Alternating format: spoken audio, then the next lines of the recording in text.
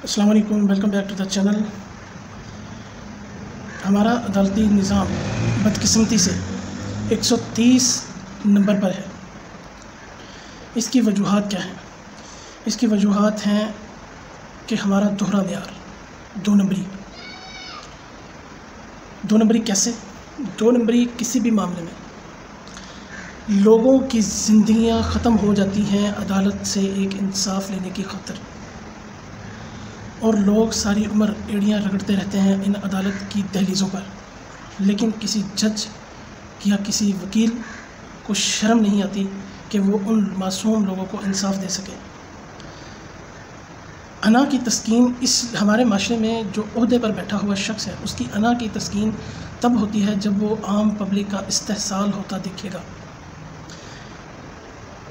یہاں پر ماضی قریب میں کچھ ایسے جج صاحبان آئے جنہوں نے اپنی غلیظ انا کی تسکین کے لیے لوگوں کو نااہل کر دیا، جہاں تم ہی فارغ، لیکن ان کو یہ نہیں پتہ تھا کہ آنے والے مستقبل قریب میں ان کو تھوک کر چاٹنا پڑے گا اس عدالتی فیصلوں کو۔ اب فیصلہ ایک جج دیتا ہے، لیکن اس کے پیچھے ایک عدالت کھڑی ہوتی ہے۔ لوگوں کا یہ تصور ہوتا ہے کہ وہ عدالت فیصلہ دے رہی ہے، ایک انسٹیٹیوشن فیصلہ دے رہی ہے، اور اس فیصلے کا اثر ہوتا ہے۔ لوگ صدیوں تک ان فیصلوں کو کوٹ کرتے ہیں، ان فیصلوں کو معیار بنایا جاتا ہے، لیکن یہاں پر حالات الگ سائڈ پر ہیں۔ ایک لیڈر جس کی واقعی فین فالوئنگ ہے، اس نے جلسے میں کھڑا ہو کر خاتون جج کو دھمکی دی کہ زیبا چودھری، ہم تجھے دیکھ لیں گے۔ اس کا کیا ہوا؟ اس کے ساتھی ججوں نے ڈرامہ شروع کر دیا، جیسا کہ سپریم کورٹ کے 3 ججز بیٹھ کر ڈرامہ کرتے ہیں۔ اس طرح ہمیں امید تو یہ تھی کہ اطہر من اللہ صاحب آئین قانون کی باتیں کرتے ہیں ڈیفرنٹ فورمز پر آ کر، اور بار کونسلز میں بھی جب وہ خطاب کرتے ہیں تو ان کی ایک جو ذہنیت ہے وہ آئین اور قانون کی بالادستی کی ہے، لیکن یہاں پر آئین اور قانون کی بالادستی ان کند ذہن لوگوں کو کیوں نظر نہیں آتی؟ ان کو کیوں نہیں سمجھ آتی کہ آئین اور قانون کی بالادستی تب ہوگی جب آپ طاقتور کو سزا دیں گے؟ نہال ہاشمی، طلال چودھری، دانیال عزیز کوئی طاقتور نہیں تھے، وہ ایک چھوٹے سے لوگ تھے، چھوٹے سے لوگ تھے۔ یہاں پر عدالتی رٹ تب تک قائم نہیں ہو سکتی جب تک آپ طاقتور کو سزا نہیں دیں گے۔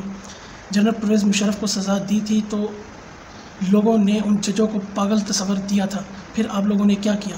ان کی بیک سائڈ پر بھی نہیں کھڑے ہوئے۔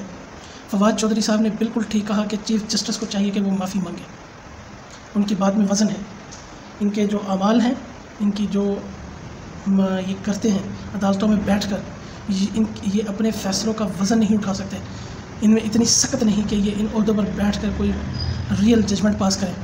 یہ وہاں پر بیٹھے مطیع اللہ جان، اسد طور اور دیگر صحافیوں کے نام تو بڑے شوق سے لیتے ہیں، لیکن ان کے لیے تم لوگوں نے کیا کیا؟ تمہارا ایک آرڈر ایگزیکٹو نہیں مانتی، تمہاری رٹ کیسے چیلنج ہوگی؟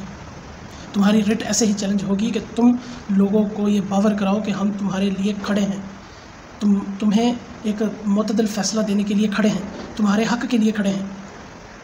یہ کیسے ہو سکتا ہے کہ اتنے 22 کروڑ عوام کی جو عدالت ہے وہ ایک باعث فیصلے کرے، ایک کے لیے اور قانون، دوسرے کے لیے اور قانون؟ تو کیسے ترقی ہوگی؟ میں نہیں سمجھتا کہ آپ لوگ ترقی کر سکتے ہیں اگلے آنے والے 100 سالوں میں بھی۔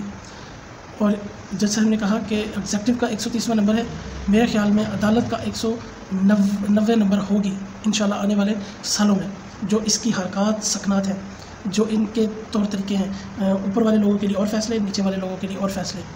یہ 2 نمبری عدالتوں کی کب تک چلے گی؟ اور جب تک یہ ختم نہیں ہوگی اور آپ آئین اور قانون کی بالادستی کے ساتھ کھڑے نہیں ہوں گے، تب تک کبھی بھی آپ اس معاشرے میں انصاف کا بول بالا نہیں کر سکتے۔ باتیں، دعوے جتنے مرضی کر لیں، چیئرمین عمران خان صاحب کی طرح، وہ بھی 22 سال دعوے کرتے رہے، اور جب ان کو ایک عہدہ ملا تو ان کی اوقات سب لوگوں کے سامنے آ گئی۔ تو آپ اپنی اصلیت نہ دکھائیں کہ ہم بھی اندر سے باعث ہیں۔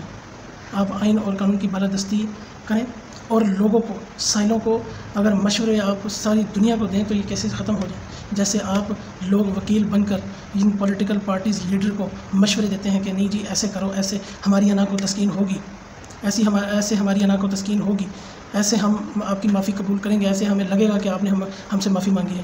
یہ ساری کی ساری 2 نمبری ہے، ٹوپی ڈرامہ ہے، اس کے علاوہ کچھ نہیں۔